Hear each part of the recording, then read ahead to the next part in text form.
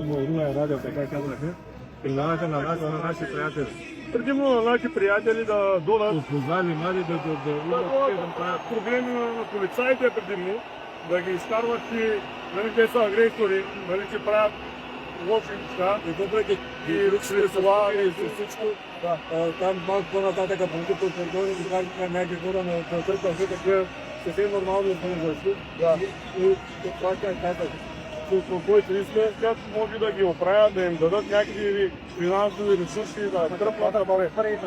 Не, да им оправят, не на нас, не на наши приятели, да съберат хора, да може да дойдат да правят големи. Различни суми от 100 до 300 до 500 се говори. Кои са хората, които са извършили парите? Ако са там, мога да ви кажа. Казахте Копринков и Ден Архивът. Да, от името на Румен Радев, че те предлагали пари. Да правят на протеста проблеми за полицаите. Да помогнат. Да, всички.